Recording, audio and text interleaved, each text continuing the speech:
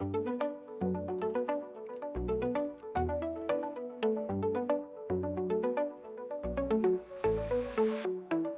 comes the news with a twist and a grin. Stephen Allen diving in again. Almost daily, but always sharp. He'll hit your brain like a lightning spark. Stephen Allen, almost daily. Laughs and facts, served up plainly. Your dose of wit, it's never shady. Stephen Allen, almost daily.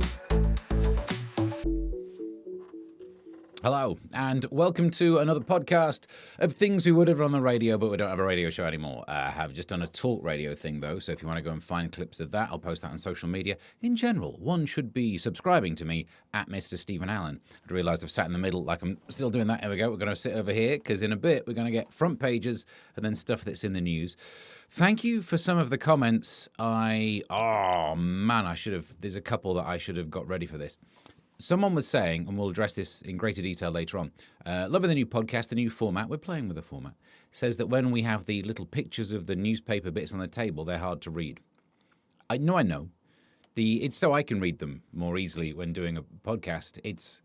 I wish I had zoom-in technology. I've not got that. It's better than me just sitting here with a blue background. And there was another one which I'll address in tomorrow's podcast because I can't remember it now. Look how professional this is. So I'm Stephen Allen. Little update about the radio side of things. We used to do an afternoon radio show that yielded this. It was Martin. The other tweet was Martin saying that this episode, if you look at the audio version, because we got a lot of old episodes, right? I made a podcast out of many of the radio shows I've been doing, and I've done a lot of radio shows.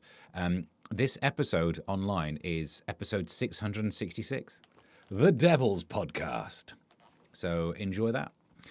Thank you for your messages, tweets to @Mr. Stephen Allen, or whatever they're called these days. So we can kick off with a look at the front pages. Yeah, of course you can already guess what's going on with the front pages. Trump, no need for ceasefire to secure Ukraine peace deal. I mean, at some point, it'd be nice if they ceased fire. I don't want to get technical on it, but you don't want loads of that. Bear in mind this story down the bottom, which also you can't read. Reeves looks at property tax to replace stamp duty, the idea of when you sell a property, you'd get taxed on the money you've earned. Details on that later, because there's a story that rather fits with that. The eye goes with Trump's White House welcome. We can still do a deal with Putin. It was nice, wasn't it? It was less shouting, less saying, it would be nice to get a thank you. And there's a clip of Zelensky saying thank you earlier in that meeting. That didn't happen this time. We did notice, though, apparently he said thank you 6 times at the start of talking. Just to really hammer home, you got your flipping thanks. All right, man. Front page of the Independent, Zelensky. We are ready for talks with Trump and Putin. Good, because that's what, you need this to end. It's very much one theme of front page. It was electric with Jeopardy, a chess match with live grenades.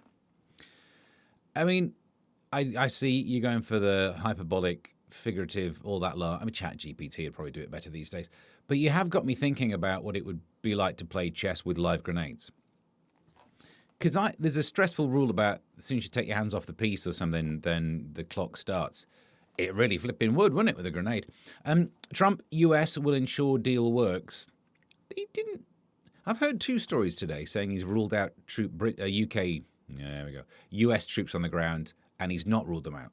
But none of it makes a difference. Whatever he says today might be different tomorrow. There's a lot of talk of UK troops on the ground, boots on the ground. That's the phrase they use, isn't it? Which I don't know if that's so that we can technically send in personnel, but as long as they're wearing flip-flops, we've not breached any NATO. I don't know the details. I'm just saying, isn't it a bit odd that they always talk about boots on the ground? Your 2 ways around that are a different footwear or to play The Floor is Lava, and you've not breached any international treaties. I think I'm right in saying that. The Sun, suited, not booted. It's almost a suit, isn't it? He's got a shirt and tie and a jacket, and it's all black. Fair enough. I can't believe it. It was such a big deal. The idea that he would disrespect... Because that's it. They took it as disrespect, didn't they? You'd see Trump without a suit. I think there are more disrespectful things. Has this guy seen South Park? The Times goes with Trump offers very good Kyiv security guarantee, but also on the front page of the Times today, rail journeys disrupted as dry weather affects tracks. Yep. So let's just count all the weathers that can affect our train journeys in the UK. It's all of them. Why even make the list? No, let's make the list. When it's too hot, no. If it's autumn, you wipe that one out because there's leaves around, mate. Rain, obviously. What are you talking about? And snow, not a chance. And now just general dryness.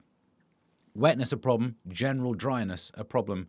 Do we have trains left anymore? I'm not really sure. We should just give up, shouldn't we? And stalemate is the weird take that the Mirror has. Ukraine peace summit. Trump security offer to Zelensky is rejected by Russia.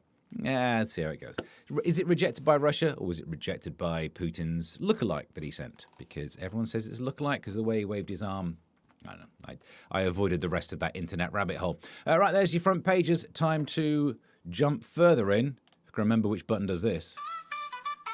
Let's get inside the news. It is. It's weird, isn't it? So further into the newspapers, I've got a pile here of different stories. Let's go through them. Even I can't remember. Start with this one. I know you can't read it. Calm down. Big names speak up in protest at tax hike. This is the story about Rachel Reeves, who's came up with an idea of how to do some of this raising tax lark. Here we are. Got the picture up here now. I can read it big on my screen. Bookies back the national horse racing strike, saying Rachel Reeves' betting tax grab is a loser for everyone. And if there's a bunch of people who know about maximising other people losing, it's bookies. I didn't realise this story got past me. So apparently they're looking at raising the racing duty from 15 to 21%. And ordinarily I'd have come out saying, well, this is disgraceful and blah, blah, blah, blah. Apart from the front page saying that they might want to tax the money you make on selling a house. I saw that and now I'm thinking, tax these betting scumbags. No, take the money from I bought a house and I want to make some money on it. Don't charge me. These people with their woodbines and their flat caps or whatever, you don't really get to see inside betting shops. They're all closed up. That's what I imagine it's like on the inside. Make them pay. If you've got the propensity to wish to gamble away money, you're losing it. You shouldn't, because you're going to lose it, right? The house always wins. You never see anyone turn up to a bookies in a crap car. So take that money. Let me have my house stuff. Maybe that is what they've done. Maybe Labour's got good at optics and positioning and all of those things. And now they've decided, release a worse idea just before you release a bad idea. It's not the stupidest thing they could do. Also, by the way, as we do the live stream version of this podcast, the chat will be available as well. I've not even checked. Charlotte's there. Afternoon, Steve. Please don't tell me that the intro song is you singing. No, don't worry. AI made the intro song. I thought it would be terrible, but it turns out it was all right, so we're still using it. Keep your messages coming. Tweets to Mr. Stephen Allen as well. A twisted nurse got revenge for her ex for using her favourite toiletries by swapping her conditioner for hair removal cream. I mean, good. You're looking at me now thinking, who did you upset, Steve? That's not my story. But the devastated woman seems like a bit of a stretch. Let's just go back and look at the crime again. X was using her favourite toiletries. It's quite a bit to be devastated by that, isn't it? If I found out someone was using my favourite toiletries, I might go, ah. And I'm not sure that's the sound that means, I'm devastated, I will pursue you. I don't know who you are. I don't know what you want, but I have a certain set of skills. Doesn't sound anything like him, does it? But if that's what happened in the film Taken, that Liam Neeson just swapped out some toiletries, it would be a shorter film. Maybe the better for it. Also, in the newspapers, what's this one from the Metro by the looks of it? Oh, bless this little couple. So this is, there you are. It says, love and marriage go together like a horse and carriage. God, stop being that kind of journalist. But for this couple, they preferred an actual carriage. A South African pair, named only as Kyle and Lara. I bet they're not, but that's all you know. I'm sure they're named more than that. I bet they've really sorted out some surnames quite recently in their story. But they posed on a train. Fair enough. If that's what you want. I mean, this is up in Scotland. I think if you tried to do this down in the south, the trains would be so bad. No, not a chance. He's like, what do you want on your wedding? Let's just go and get your nose crammed up someone's armpit on the central line. I mean, even when it's not busy, I do that sometimes. No, you want the authentic central line experience, don't you? So sometimes you just got to find someone sat there in the end carriage on their own, minding their own business, and go and cram your nose up their armpit. A big cat is stalking the country pile of King Charles and Queen Camilla. For those who weren't aware of this, country pile in that phrase is like a house, isn't it? It's not hemorrhoidal. That story would be a very different one, wouldn't it? A big cat is stalking the country hemorrhoid of King Charles and Queen Camilla. I guess hemorrhoids, you don't really share one unless you've had surgery of some sort. That would be a weird conjoined twin story, wouldn't it? Anyway, the large panther was spotted hunting a fox near Highgrove. Okay. I mean, I'd get the feeling it's not like a specifically anti-royal one. If that's what were happening, I think we'd have a story here, but we don't, do we?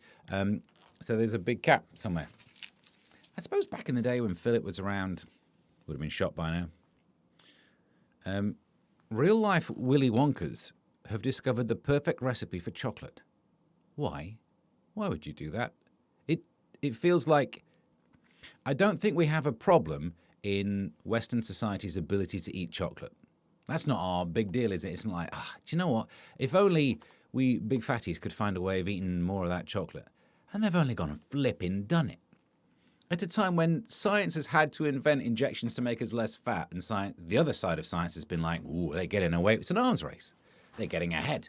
They've invented things that make them less fat. All right, well, let's hold my beer. I bet it's a good beer as well.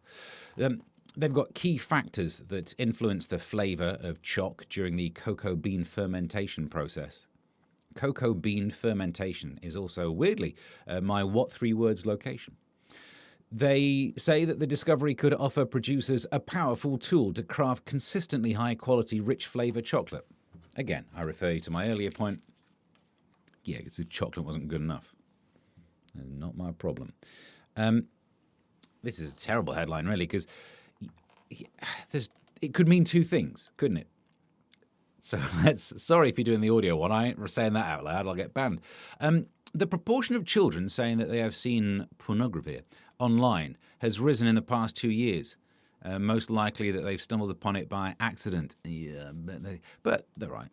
We very much need to have this stopped. There's a story about banning VPNs for under 18s.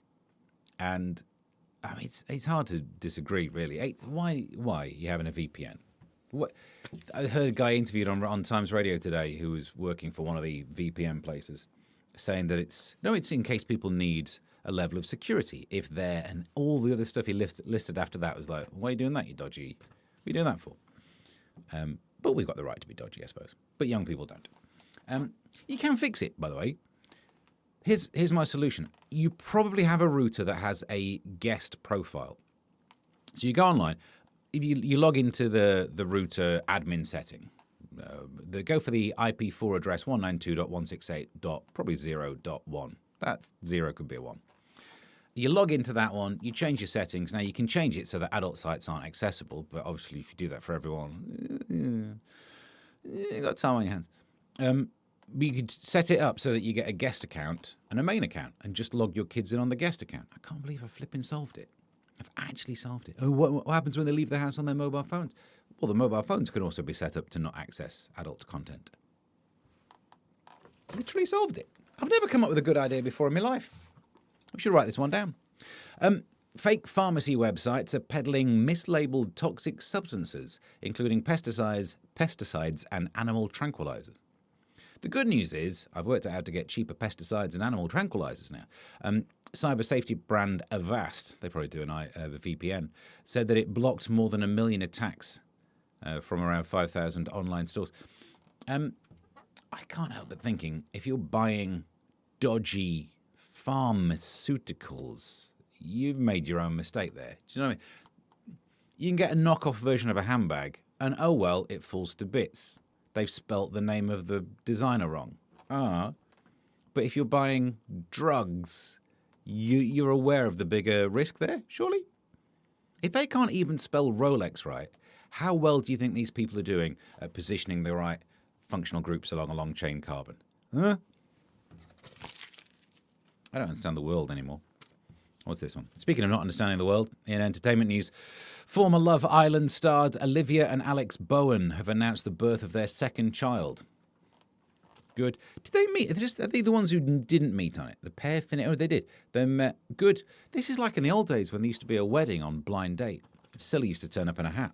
Good. But if that's the hit rate, I feel that these TV shows aren't the best way to meet someone. I know. Gone out on a link there. Heat could set record. The UK is on track for one of the hottest summers ever. You know what? It has been quite warm. Even outside of the 4 heat waves, but that's because the definition of a heat wave is 3 or more days slightly above average temperature for this time of year. So I'm amazed statistically. Surely you have heat waves every year then, just because if you don't, the statistics would lower the average, so it's easier to get a heat wave next year. Do you know what I mean? Can't believe we're doing chemistry and statistical mathematics. Yeah, I'll pop out the variance. Was it sum of the squares minus the square of the sums, or the other way around? Don't really matter, does it? Yeah, so a Met Office scientist said 2025 could be one of the warmest, if not the warmest summer since records began. Average temperature since June, 16.2 degrees Celsius. Does that include overnight or something? Because that does not feel warm. That feels slightly too warm to leave orange juice out on the side, but almost, you know what I mean? This one, in terms of faux science, winds me right up. Look at that picture of an old lady next to a laptop. That's not a new laptop, is it? Look at those ports. Who has an Ethernet one on a laptop? But that's not what it's about.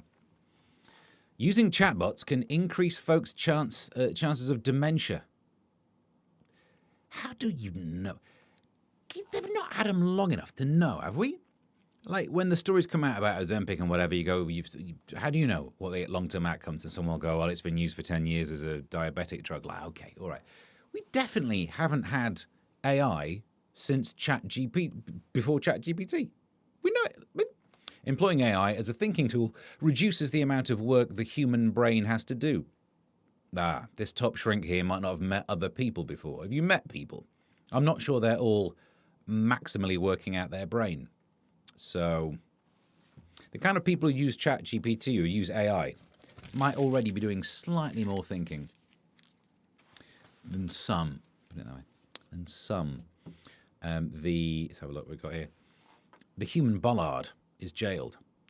That is one of the worst superheroes I've ever heard of. The human bollard has been jailed for constantly standing in the road blocking traffic. Well, to be fair, I imagine that's what the human bollard did.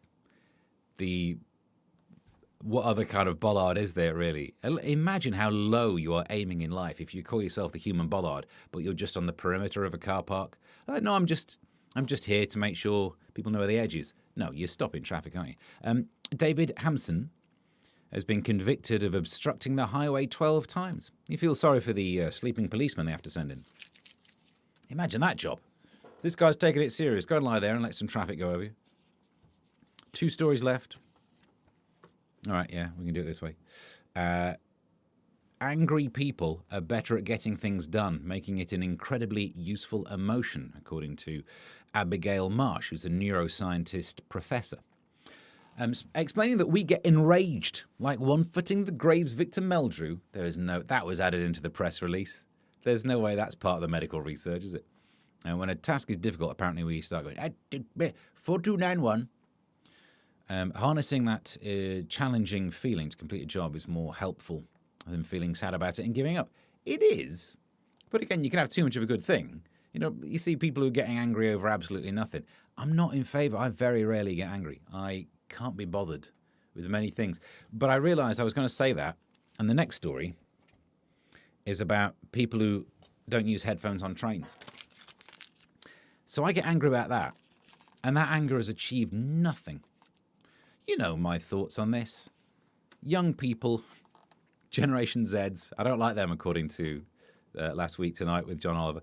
I don't understand how you live in a time when you've got such good headphones. When we were growing up, our headphones were these weird little spongy things, and the sound bleed was just everywhere. Tiny little speakers here, but everyone could hear.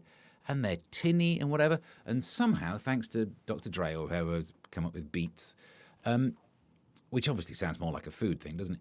But Then you've got these neodymium magnets that are so strong and they sound so good. And you get these things invented for you. And what do, young people? You listen to your crappy little speaker on the side of the phone. I'm angry, but it's not helping. So she was wrong there about angry being a useful emotion. So that's a little jaunt through the newspapers, all sorted.